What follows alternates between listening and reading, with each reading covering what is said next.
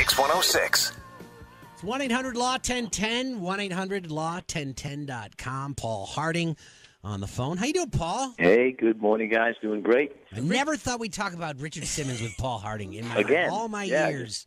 It's really funny, though, because this story blew up this weekend, and I read it. I couldn't put it down. I came in and talked to Quinn about it early yesterday, and then the story blew up because I guess Richard went on like the Today Show and told Savannah Guthrie that he is not a victim of elder abuse and he's not being held captive in his own house by his maid, which is what the initial story makes it out to be. Okay. How common is this, Paul?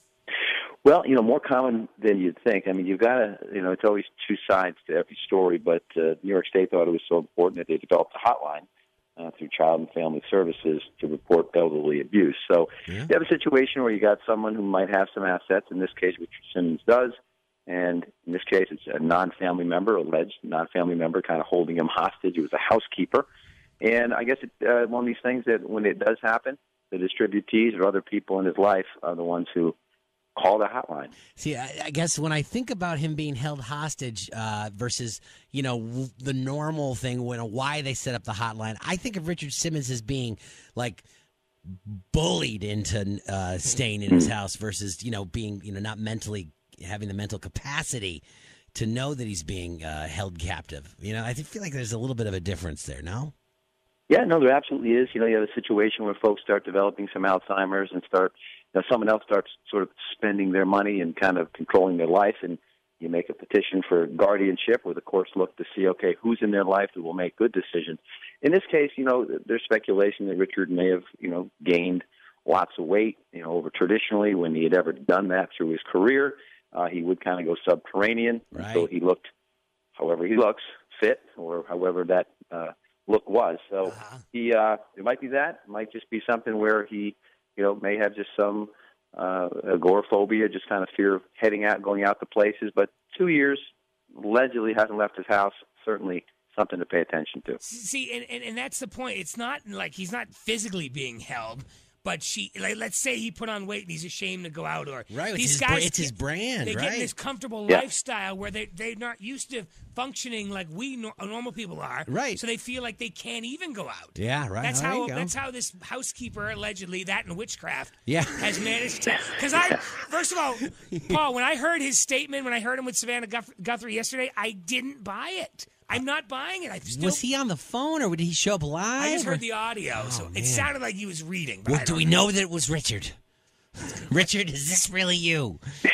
And what's the witchcraft angle? Is there an actual? I mean, it's just one of the reports. Yeah, his ex-manager, who's been kind of cut out of this, wrote a book, and the title is Witchcraft, and how Richard Simmons is being held against his will through the housekeeper's witchcraft. So, the story starts getting odder the harder you look at it. But, the general underlying theme, this stuff does happen. And, the media was concerned it was happening to Richard Simmons. His statement, I guess, is going to put this to rest for a while.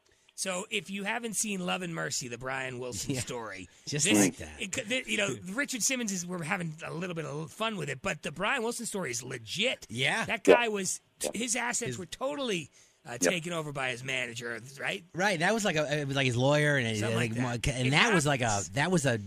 that would be like Cantara though. That was like a Cantara character. Well, I do know what's best for Brian. I know what hit music is. I definitely could have that part about that scene about the sandwich. Like I totally was like, that's Cantara yelling at me for eating a sandwich. I know I can't eat it. So Paul, you say this is to bed. The Richard Simmons story is to bed for a while, but I don't think we're done with this. I really don't. Well, we'll just keep it alive. Wait till the next news report comes out. Ultimately, I think he does have a relative, a distributee, who could petition the court, and that's the only thing I saw in the sort of in a blog that people are saying, hey, this might be the next move where the court gets involved, puts him on the stand, asks him questions, see if he's of sound mind and body.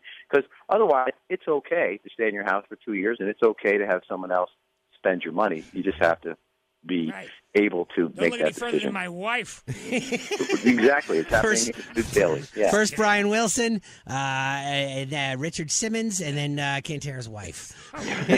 Oh, and don't forget about Casey Kasem either. I think that was part of the deal too. Yeah. So this is all right. This is definitely interesting.